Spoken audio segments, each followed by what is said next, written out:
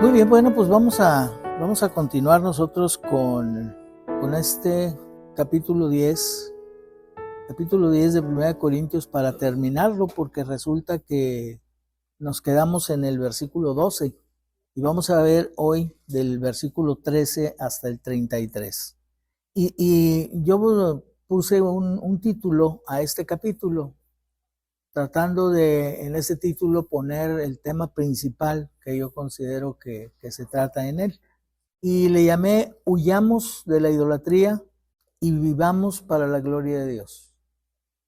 Huyamos de la idolatría y vivamos para la gloria de Dios. Y este título se desarrolla siguiendo 7 ideas principales que vamos a ir mencionando. La primera de ellas es que se pone a Israel como ejemplo para nosotros. Israel como ejemplo para nosotros. Ya podemos recordar que el apóstol inició este capítulo haciendo una analogía entre Israel y nosotros como iglesia, porque de una manera semejante a como ellos tuvieron la experiencia maravillosa de ser liberados de la esclavitud en Egipto con mano poderosa, así nosotros fuimos liberados de la esclavitud del pecado por el poder del Señor Jesucristo. Luego ellos iniciaron su viaje por el desierto y disfrutaron de la protección de Dios en ese viaje. Y el destino era la tierra prometida. Ya mencionamos que la tierra prometida no representa el cielo. La tierra prometida representa el reposo, el descanso en el cual debemos vivir los cristianos, porque vamos atravesando la vida como un desierto, como los israelitas lo hicieron. De esa manera semejante, nosotros vamos a enfrentar situaciones que nos van a poner a prueba. Situaciones como las que enfrentó Israel en las circunstancias adversas que el desierto les presentaba.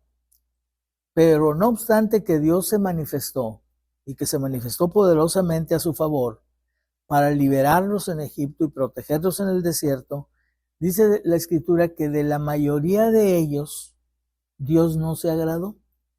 Y eso para mí es una advertencia que me hace tener que pensar constantemente. Estoy caminando por el desierto de la vida, soy salvo. Sí, ya no temo la condenación, sé que no voy a ir al infierno, pero estoy viviendo de una manera agradable a Dios. Dios se agrada de la manera en que yo estoy viviendo. Y eso nos hace estar alertas, nos hace estar atentos, revisándonos constantemente para estar seguros que lo que aprendemos en la palabra de Dios lo aplicamos en nuestra vida.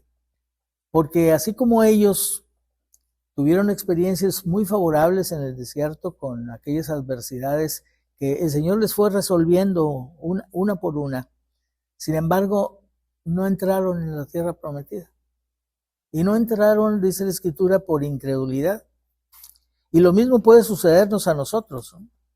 Por eso el apóstol Pablo nos dice que esos fracasos que ellos experimentaron quedaron escritos para que nos sirvan a nosotros de ejemplo y evitemos los motivos por los cuales ellos fracasaron, porque no debemos de ver nada más los fracasos, sino qué motivó ese fracaso. Y ellos fracasaron a saber por 2 cosas, que son las que Pablo señala: la codicia y la idolatría. Estas 2 cosas los hicieron fallar. Dicen los versículos 6 y 7 de este capítulo, dice: mas estas cosas sucedieron como ejemplos para nosotros, para que no codiciemos, o sea, ellos codiciaron. Cosas malas como ellos codiciaron. Ni seáis idólatras, codicia e idolatría, como algunos de ellos.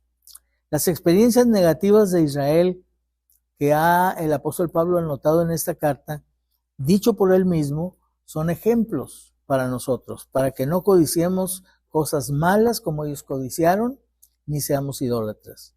Ellos cayeron bajo la tentación, lo vimos la vez pasada, la tentación del entretenimiento, la tentación de la inmoralidad sexual, la tentación de la impaciencia por desánimo y la tentación de la falta de contentamiento manifestada en murmuración, ¿sí? Si ustedes analizan esto, son pecados que nosotros muy fácilmente cometemos igual que ellos.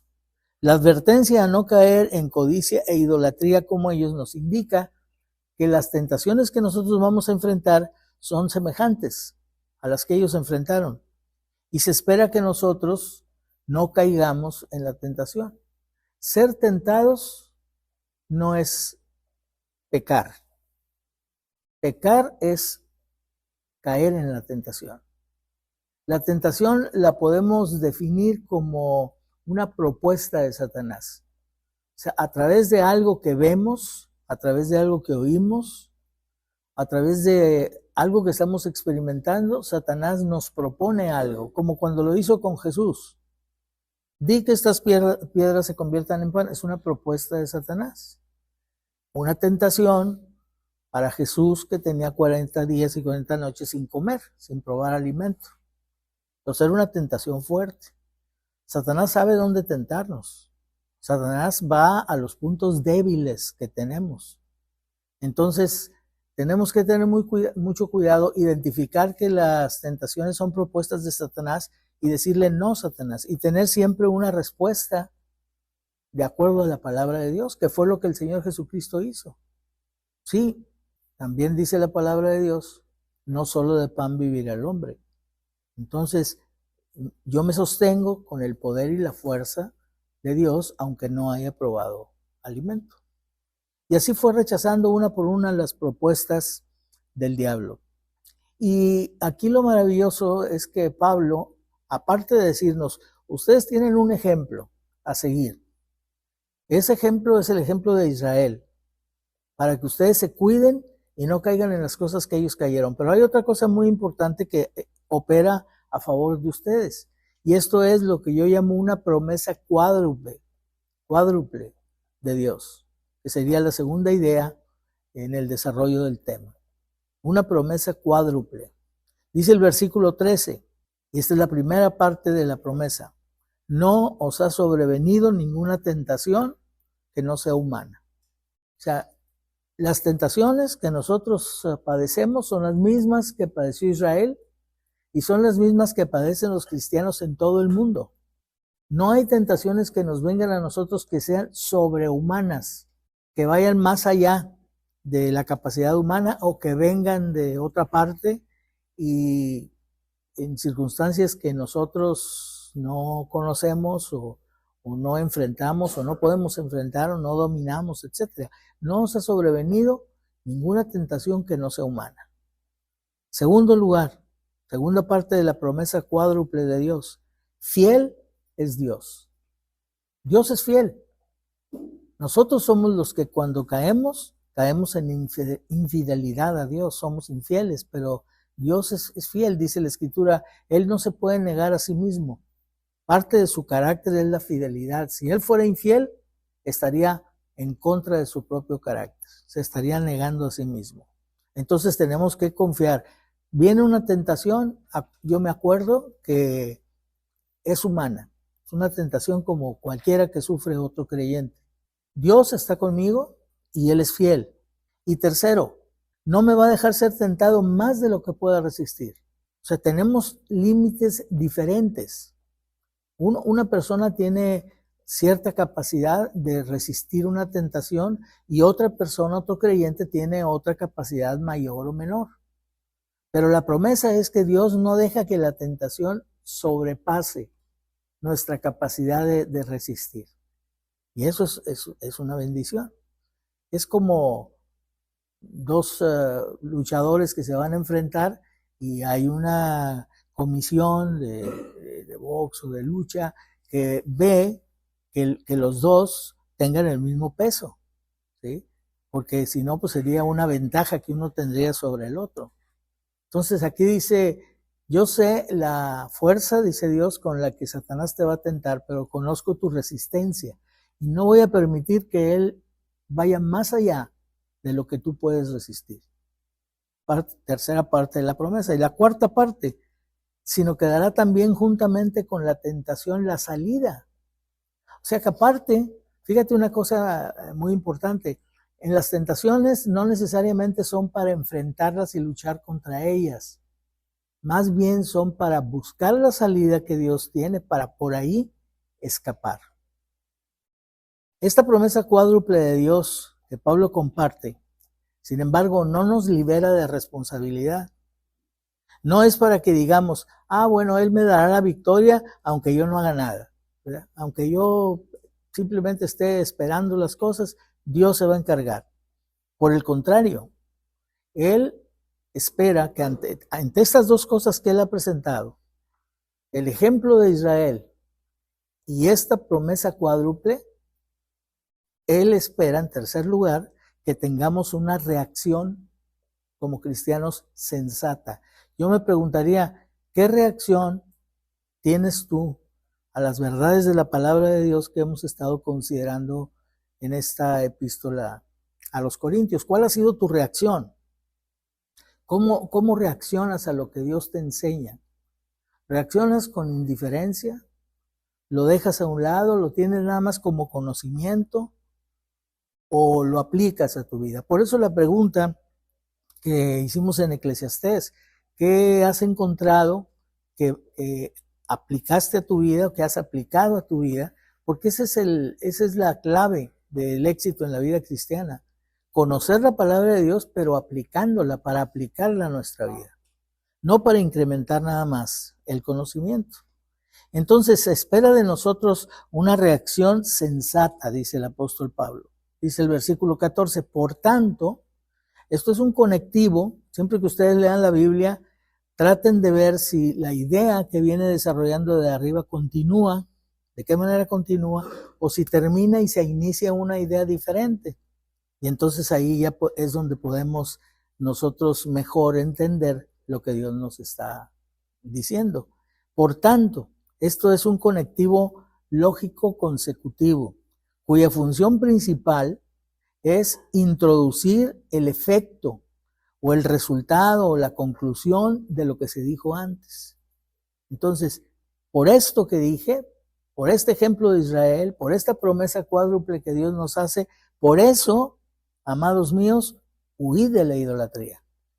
Fíjense, claro que este huir de la idolatría checa con la promesa, la cuarta parte de la promesa, que dice que Él nos dará una salida juntamente con la tentación, una salida para que podamos huir. Huye de la idolatría. No dice enfréntate, no dice lucha, dice huye de la idolatría. Dice el versículo 15, como a sensatos hablo. O sea, yo espero que esta sea la reacción de ustedes si son personas sensatas, porque eso es lo que yo creo que son, dice Pablo. Es decir, que son personas transformadas por Cristo. No, si ustedes fueran incrédulos, no les podría pedir sensatez, dice Pablo. Como escribe Tito capítulo 3, versículo 3, porque nosotros también éramos en otro tiempo insensatos, rebeldes, extraviados, esclavos de concupiscencias y deleites diversos, viviendo en malicia y envidia, aborrecibles y aborreciéndonos unos a otros. O sea, todos antes fuimos insensatos.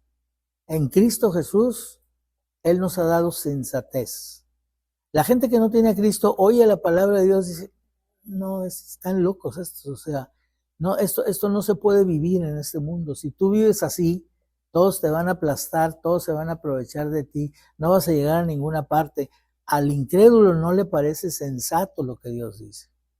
A nosotros nos parece sensato y entonces en consecuencia nosotros debemos actuar también de una manera sensata. Dice, como sensatos os hablo, juzgad vosotros lo que digo. Pablo les dice que la respuesta lógica de una persona sensata ante los ejemplos de derrotas israelitas y la cuádruple promesa que Dios nos hace es huir de la idolatría. Yo recuerdo una anécdota que escuché hace mucho tiempo acerca de Martín Lutero. No me acuerdo si se las he comentado alguna vez, pero dicen que Martín Lutero, antes de convertirse a Cristo, vivía en una relación pecaminosa con una mujer. Cuando él conoce a Cristo, deja de ver a esa mujer. Pero un día yendo en la calle, la encuentra, la ve que viene Y entonces se da media vuelta y corre en sentido contrario. Y la mujer le grita, Martín, Martín, ¿por qué corres? Y Martín le contesta, porque no soy yo. O sea, Martín ya no era el mismo, él había sido transformado. Dice, si fuera yo, iría en pos de ti, pero ya no soy yo. Ahora esta vida la dirige el Señor Jesucristo. Hay una nueva naturaleza que es la que nos hace huir de las posibilidades de fallarle al Señor. El creyente fuerte no es el que cree que puede resistir y se expone a la tentación. No, al cabo no, a mí no me va a afectar. Yo sí puedo resistir. Sino el que reconoce su debilidad. Ese es el creyente fuerte. El que deja que su nueva naturaleza se imponga. Y la nueva naturaleza te va siempre a impulsar a huir de la tentación, como Pablo lo indica. En el 10:14 que vimos dice huir de la idolatría, pero en el 6:18 dice también huir de la fornicación. Entonces, la palabra huir es clave. Dios quiere que salgamos corriendo. En el mundo se dice, más vale que digan aquí corrió que aquí quedó, ¿verdad? Y bueno, es sabio, esos dichos tienen cierta reputación de sabiduría. Es más, yo creo que algunos de ellos es la palabra de Dios que ha venido siendo distorsionada con el tiempo, pero que conserva la esencia de lo que la palabra de Dios enseña. Ahora Pablo regresa a tratar el asunto. Fíjese, el asunto de la carne ofrecida a los ídolos era un problema bastante serio para los corintios. No era cualquier cosa. Nosotros lo vemos ahorita y a lo mejor se nos hace difícil compararlo con algo actual. Para decir, bueno, ¿a qué puedo asemejar yo esta problemática de que la carne que se vende en la carnicería haya sido primero ofrecida a un ídolo? ¿Cómo lo puedo yo eso equiparar ahora para saber qué debo de hacer? En este capítulo, Pablo regresa en estos versículos a tratar ese asunto que ya trató en el capítulo 8, pero aquí lo profundiza. En el capítulo 8, Pablo enseñó que el ídolo no es nada y que lo sacrificado a los ídolos no sufre ninguna alteración que lo haga maligno. El alimento, el animal ofrecido en sacrificio a un ídolo, no convierte su carne en una carne maligna que al comerla tú te haga maligno a ti. O sea, no es así. Entonces, tenemos la libertad de comerla. Dice el versículo 19, ¿qué digo? ¿Estoy diciendo que el ídolo es algo? No, pues ya en el capítulo 8 dijo que el ídolo no es nada. Entonces, él sabe que las palabras que ahora él va a decir o que está diciendo pueden sonar contradictorias. Por eso él dice, ¿qué digo? ¿Que el ídolo es algo o que sea algo lo que se sacrifica a los ídolos? ¿Y que comer una carne sacrificada a los ídolos nos puede afectar? No. Dice, comer una carne sacrificada a los ídolos no te hace menos espiritual. Y no comerla, abstenerte de comerla, no te hace más espiritual. Simplemente, si tú tienes una conciencia que te molesta por comer carne sacrificada a un ídolo, pues no la comas y entonces mantienes una buena conciencia, lo cual es importante, independientemente si la carne te contamina o no te contamina. Aquí lo importante en ese momento es tu conciencia. Si tú conoces, tienes conocimiento, sabes que el ídolo no es nada, que la carne no ha tenido ninguna afectación y te la quieres comer, te la comes con una conciencia tranquila y le das gracias a Dios y sabes que no te afecta absolutamente en nada. Dice, y comer esa carne sacrificada a los ídolos no mejora nuestra espiritualidad ni tampoco la empeora. Dice el versículo 8 del capítulo 8, si bien la vianda no nos hace más aceptos ante Dios, es decir, no nos hace más espirituales, pues ni porque comamos seremos más, ni porque no comamos seremos menos. O sea, no nos afecta en ninguna manera. Pero hay una diferencia, que es la que Pablo establece aquí, entre comer la carne de un animal sacrificado a los ídolos y participar en un banquete o ceremonia o festividad que se hace en honor de un ídolo. ya es algo diferente, porque en ese caso estaríamos identificándonos con lo que se está haciendo, estaríamos identificándonos con la adoración al ídolo, poniendo nuestro sello de aprobación. Eso es una cosa muy importante que a veces las personas no entienden. Cuando regresamos nosotros a Monterrey, de aquí de Tijuana, que pasamos allá 9 años en Monterrey, cuando regresamos allá, el grupo tenía una relación con un ministerio de Estados Unidos que daba seminarios. Yo había oído algunas cosas acerca de lo que enseñaban y no estaba de acuerdo con ello. Entonces, yo expresé mi opinión. Cuando me preguntaron, ¿tú qué opinas? Yo expresé mi opinión acerca de esos seminarios, no estaba yo de acuerdo con ellos. Y entonces, un día me dijeron, oye, vamos a tener un seminario y quiero que vayas, porque quiero que me des tu opinión ya de adentro. Ya me la diste de afuera, pero ahora que estés ahí y me des tu opinión desde adentro. Digo, no voy a ir. O sea, mi opinión primero no va a cambiar. Pero segundo, si yo voy, hay personas que me observan y que van a decir, si él está yendo ahí, es que eso está bien. Y entonces van a ser animados a ir. Y yo no quiero ser algo que ayude o presione a otros a asistir a algo que yo mismo no estoy de acuerdo con él. Entonces, discúlpame, pero no voy a ir. Yo me mantengo exactamente en lo mismo. Entonces, nosotros debemos tener ese cuidado. Porque, bueno, pues total, si yo voy, pues no estoy de acuerdo con eso, no me parece bien, pero bueno, voy a ir. Y los que te observan y los que tienen una opinión de ti, de que eres cristiano y que tienes buen criterio y que sabes lo que enseña la palabra de Dios, van a ser animados por ti a estar en ese mismo lugar. Pero ellos no tienen ni el conocimiento que tú tienes, ni la claridad que tú tienes con respecto a las cosas, por lo cual tenemos que pensar no solamente en nosotros, sino en los demás, en la influencia que tenemos sobre los demás. Todos tenemos un cierto grado de influencia sobre los demás, unos más que otros. Todo depende de la vida de cada uno. Por eso es muy importante entender. Los corintios tenían un problema porque iban a comprar la carne para la comida y las carnicerías es muy probable que estaban inclusive dentro de los mismos templos. La carne había sido ofrecida a los ídolos, pero el que tenía conocimiento no le importaba, iba y compraba la carne y la comía en su casa sin ningún problema. Pero dice, por ejemplo, el capítulo 8, versículo 10, si alguno te ve a ti, que tienes conocimiento, sentado a la mesa de un lugar de ídolos, eso ya es otra cosa. Eso ya no es ir y comprar la carne que tú no tienes control sobre ella, sino aquí te invitaron a un banquete que se celebra en honor de un ídolo, ¿sí? A mí me gustaría que se llevaran ustedes como tarea, ¿sí? Yo sé que no les gustan las tareas, pero me gustaría que se llevaran como tarea que hagan una lista de lo que ustedes consideran que se asemeja a participar en una mesa de ídolos, ¿sí? Que ustedes digan, bueno, esto sería hoy en nuestros días, sería igual que esto.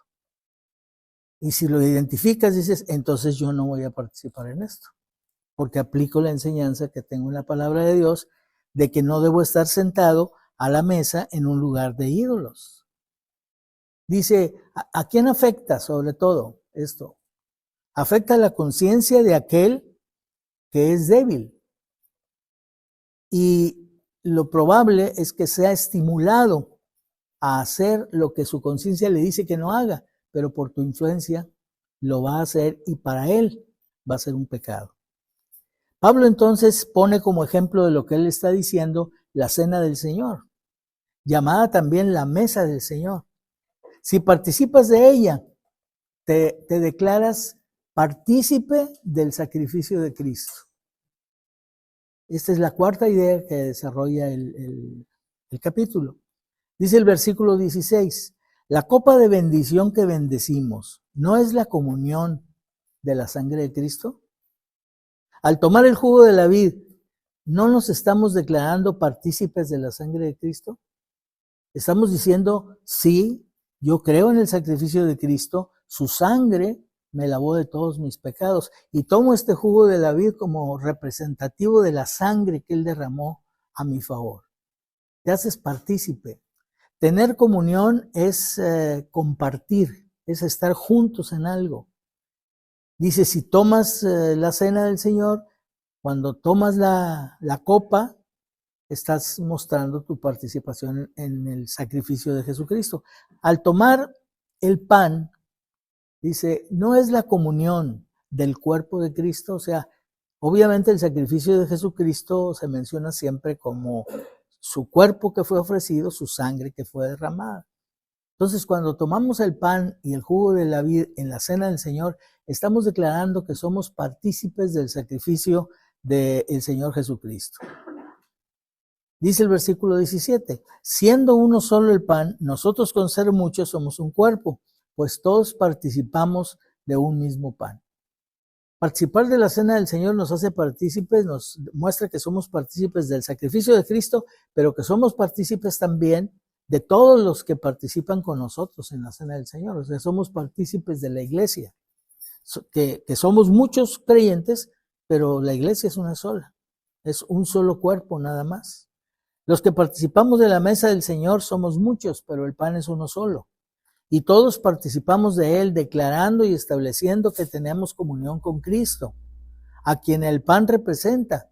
Y cada uno de los que participa está mostrando la unidad del cuerpo de Cristo, declarando que tenemos comunión unos con otros, con el Señor Jesús y unos con otros. Entonces Pablo dice, así como la cena del Señor, participar en ella te hace partícipe del sacrificio de Jesucristo, así si tú participas en la mesa de los demonios, en la mesa de los ídolos, entonces te haces partícipe de ese sacrificio.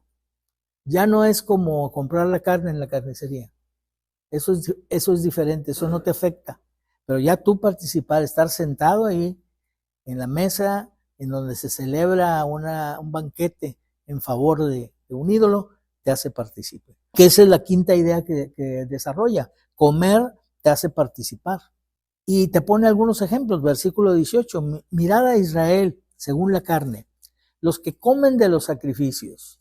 Se refiere en el templo, los sacerdotes, que ya lo comentamos el otro día, llega las personas a ofrecer un sacrificio y parte del animal que se sacrifica es del sacerdote. Entonces él lo toma para él, para comer. Eso lo hace partícipe del altar. Los fariseos trataron de establecer una separación entre lo que se ofrecía sobre el altar y el altar mismo.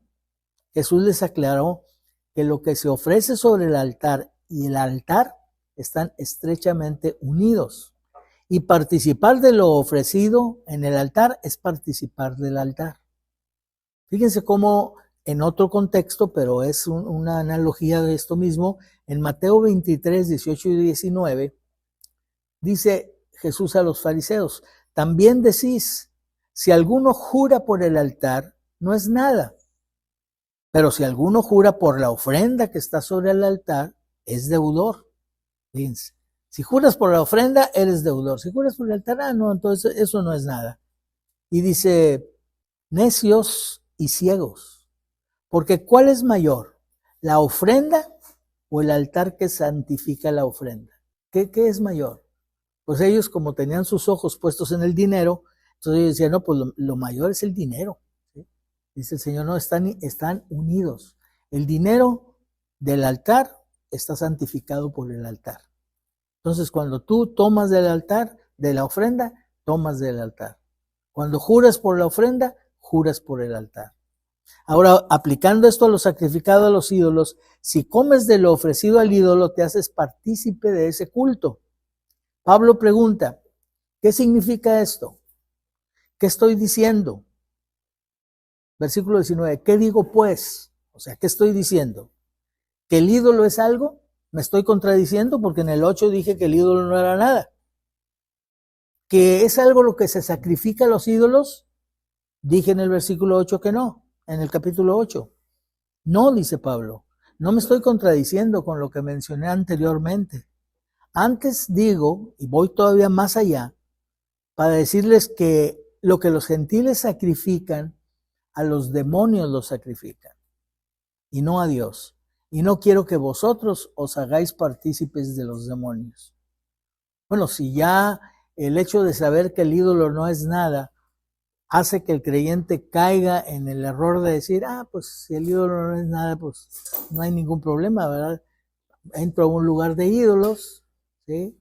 Todo se inclina, pues yo me inclino también, porque por educación, ¿no? Dice, por educación, todos se inclinan, pues yo también. Todos cierran los ojos, pues yo también. Estás participando, ¿sí? No estoy diciendo que sea algo el ídolo, dice Pablo, pero atrás de los ídolos están los demonios. Lo que quiero enfatizar es que participar de lo ofrecido en un culto a un ídolo es hacerte partícipe del culto. Y lo que ellos hacen es rendir culto a los demonios.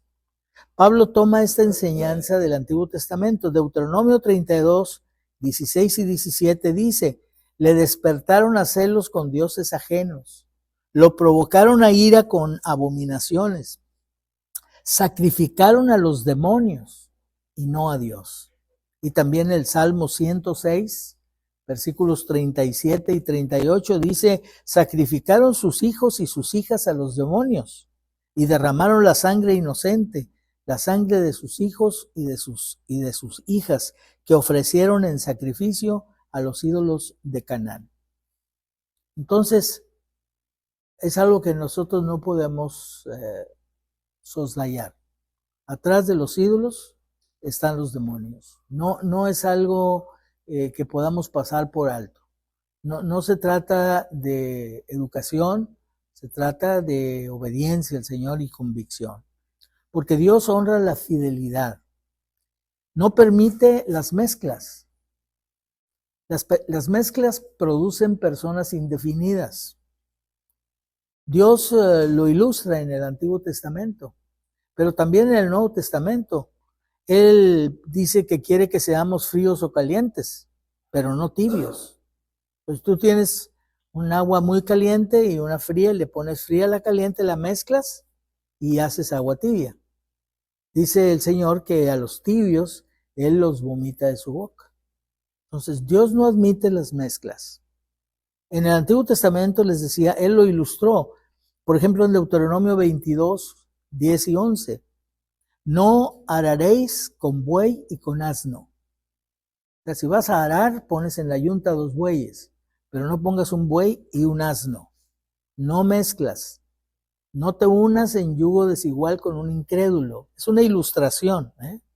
¿Qué diferencia hay entre un buey y un asno? Son 2 animales que si tienen la misma fuerza, pues van a estirar igual el arado, ¿sí? Pero es una forma en que Dios ilustra que no quiere vidas mezcladas, quiere vidas limpias, santas, apartadas. Santidad es apartarse de lo malo. Y no vestirás ropa de lana y lino juntamente. A lo mejor aquí si le preguntamos a un manufacturero de ropa, a lo mejor va a decir, bueno, no, eso tiene una explicación científica. Lo que pasa es que la lana mezclada con el lino y te puede dar una explicación. No lo dudo que alguien la saque así. Como da la explicación de todo. No, el sol, Josué no paró el sol. No, lo que pasa es que hubo una conjunción en ese tiempo y todo te lo quieren explicar porque no quieren aceptar el milagro de Dios, ¿sí? ¿Por qué no aceptar los milagros de Dios? Si Él hizo todas las cosas, si Él puso las leyes que sujetan las cosas en su lugar y en un momento dado lo quiere alterar, ¿no lo puede hacer? No, tú ya no lo puedes hacer, Dios. Dios es todopoderoso. Él lo puede hacer. No, es que si el sol se detiene, si se detiene la Tierra, viene una catástrofe en el universo. Eso no te preocupes, eso Dios se encarga de ello. Dios lo hace porque Él tiene control sobre todo. Entonces, cuando Dios dice, no uses ropa de lana con ropa de lino juntamente, no está hablando de nada científico, no está hablando de un problema de un choque entre las telas, ¿no? Está hablando de la mezcla. No quiero mezclas, ¿sí? Es como los animales inmundos y los animales limpios. O sea, la idea de los animales inmundos de los cuales había que abstenerse era que todo lo que es malo hay que rechazarlo. Y los animales inmundos tienen costumbres, hábitos, pues, que no son muy agradables. Uno no se da cuenta cuando se va y se pide sus tacos de trompo, ¿no? Pero bueno, el cerdo ese, espero que no haya andado ahí entre el lodo y comiendo no sé qué cosa. Pero de que son animales, ahora sí que puercos, pues sí, sí lo son, ¿verdad? Pero qué sabrosos, ¿no? Y hoy no está prohibido comerlos, porque nunca fue un problema el puerco en sí, o todos los demás que estaban prohibidos, sino mostrar por los hábitos de los animales una diferencia entre lo que Dios aprueba, lo malo que Dios desaprueba y lo bueno que Dios aprueba. Dios honra la fidelidad, ¿sí? Y dice, por ejemplo, Santiago capítulo 4, versículo 4, almas adúlteras, ¿no sabéis que la amistad del mundo es enemistad contra Dios? No puedes ser amigo del mundo y amigo de Dios. O eres amigo del mundo y enemigo de Dios, o eres amigo de Dios y te constituyes enemigo del mundo. O sea, no hay de otra, ¿sí? Si nosotros creemos que podemos contemporizar y que podemos arreglar esas, no, yo sí me la puedo llevar muy bien con los cristianos, soy amigo de Dios con los cristianos y soy amigo también del mundo, te estás engañando a ti mismo. Eso Dios no lo acepta. Amistad con el mundo es enemistad contra Dios. No podéis beber, dice el versículo 21, la copa del Señor y la copa de los demonios. No puedes participar de la mesa del Señor y de la mesa de los demonios. O provocaremos a celos al Señor. ¿Somos más fuertes que Él? Los celos en la palabra de Dios son presentados como una obra de la carne. Los celos como obra de la carne son pecaminosos. Dice Gálatas 5, 19 y 20. Y manifiestas son las obras de la carne. Y viene una lista ahí. Y en el versículo 20 dice celos. Los celos son obras de la carne. Y en este caso, cuando son los celos obras de la carne, tienen su origen en la sospecha, por ejemplo. Son producto de la inseguridad. Una persona insegura tiene sospecha y tiene celos de cosas que no existen más que en su mente. Son producto del control obsesivo. Por la misma inseguridad yo quiero controlar y tener vigilado y que no se salga de mi área de visión. Son los celos producto de la manipulación, el deseo de manipular. Y finalmente los celos hacen que la persona termine con amargura y violencia. Sin embargo, también los celos tienen una connotación positiva. O sea, tener celo es correcto. No por estas razones que se mencionaron, que hacen que los celos sean una obra de la carne.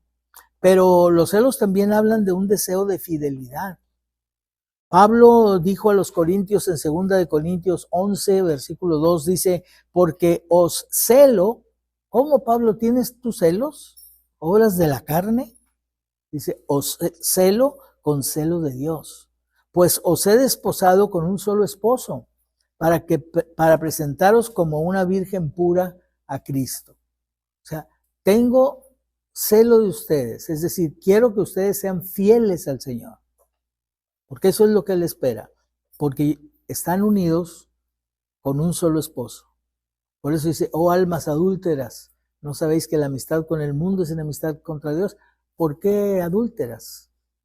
Porque la iglesia es la esposa del Señor Jesucristo. Y se presenta como un matrimonio para ilustrar precisamente el cuidado que Jesús tiene como la cabeza de ese matrimonio con su esposa, que es la iglesia, para perfeccionarla, para presentársela a sí mismo una esposa pura que no tenga mancha ni arruga. Entonces Jesús es el esposo que protege a su esposa, que es la iglesia. Y la iglesia es la esposa que ama a su esposo, sirve a su esposo y se sujeta a su esposo. En el capítulo 8, Pablo ha dicho que tenemos libertad. Libertad para comer o no comer de la carne que ha sido ofrecida a los ídolos. Pero que esa libertad debe ser regulada por el amor. Porque el amor está por encima del conocimiento. La libertad te la da el conocimiento. El ídolo no es nada. La carne no está contaminada. Ese conocimiento te da la libertad de comer de la carne. Pero la libertad que tú tienes debe de estar regida por el amor. Dice, mira que tu libertad, dice el capítulo 8, versículo 9, mira que esta libertad vuestra no venga a ser tropezadero para los débiles. Entonces, tenemos que pensar en los demás, en los que son débiles en la fe. La debilidad en la fe viene por falta de conocimiento. Una persona que no tiene suficiente conocimiento, pues no tiene una fe fortalecida. ¿Por qué? Porque dice la Escritura que la fe viene por oír la palabra de Dios. Entonces, si esa persona no está alimentándose con la palabra de Dios, va a tener una fe débil. Y entonces va a haber cosas que no comprende, que puede hacer sin ningún problema. Y tú que sabes que las puedes hacer sin problema, pues si las haces, puede ser un tropiezo para él, porque de acuerdo a su conciencia, tú estás haciendo algo incorrecto. Entonces, el amor debe de regir y controlar tu libertad. En el capítulo 9, precisamente Pablo lo que hace es mostrar que esto que les está enseñando, él lo vive. Él ha sido ejemplo de esto, ha renunciado a usar sus derechos como apóstol para no poner obstáculo al evangelio de Cristo. Y ahora añade otro principio que debe regir nuestra libertad. Ya no solamente el amor, sino la sexta idea que desarrolla es que todo lo debemos hacer para la gloria de Dios. Si tú vas a usar tu libertad, ¿va a redundar en que Dios sea glorificado? Versículo 23 dice, todo me es lícito, pero no todo conviene. Todo me es lícito, pero no todo edifica. No hay duda que estaremos haciendo todo para la gloria de Dios si evitamos lo que no conviene y lo que no edifica. Entonces, aquí hay dos cosas que tenemos que utilizar siempre para analizar lo que pensamos hacer.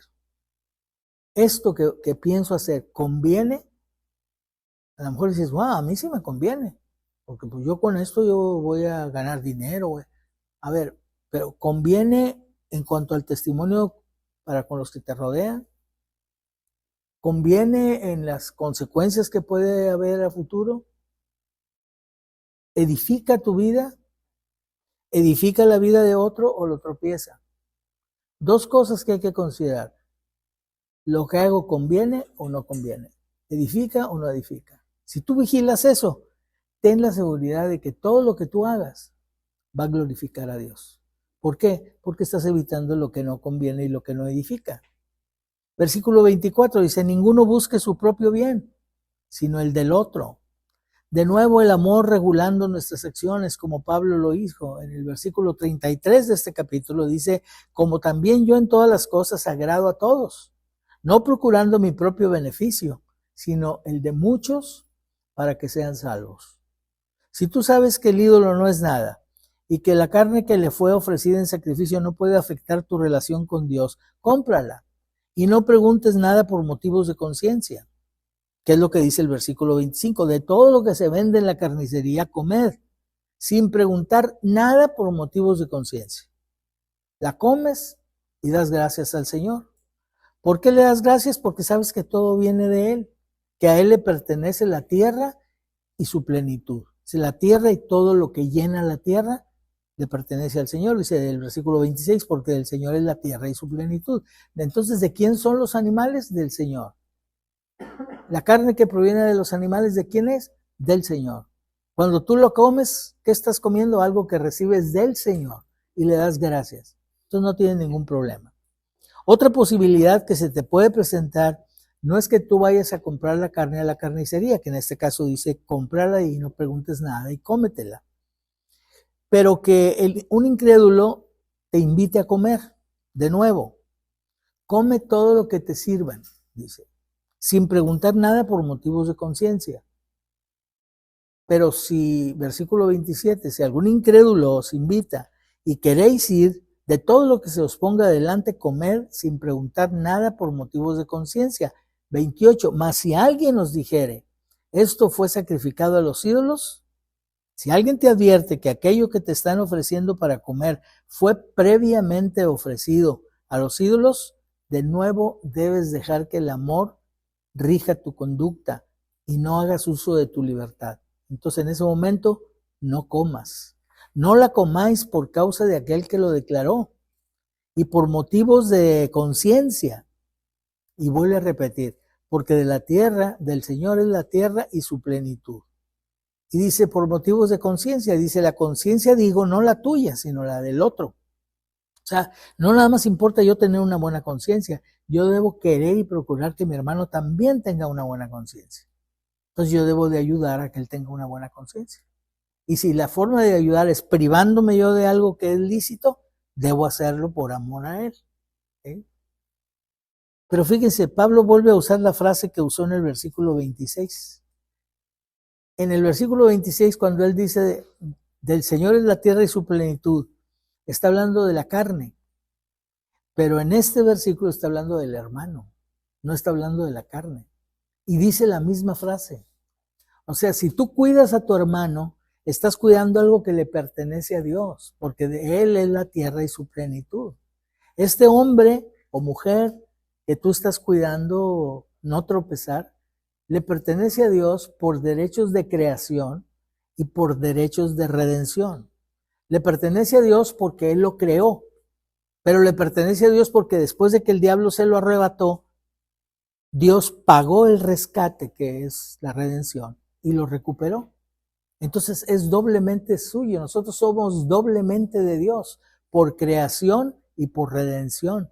Entonces cuando tú proteges a tu hermano, estás protegiendo algo que es propiedad de Dios, porque de Él es la tierra y su plenitud. Y esto incluye también a los hombres.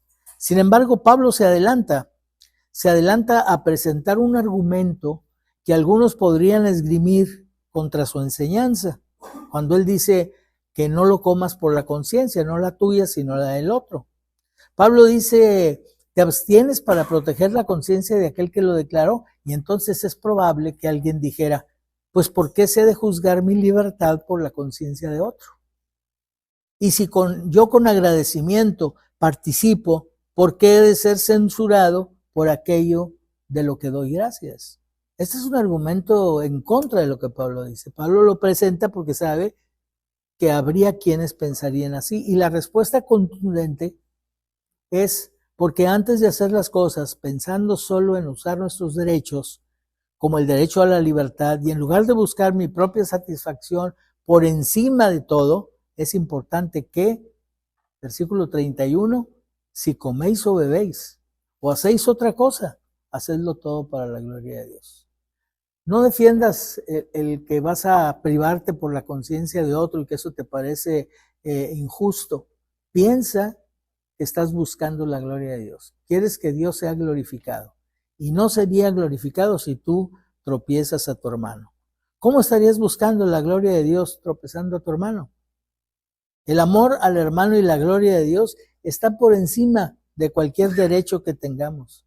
Finalmente, el dejarte llevar por la ley del amor y por el hecho de buscar el bien del otro, te convierte en, y esta es la última idea que él maneja, te convierte en un siervo de todos para ganar a todos.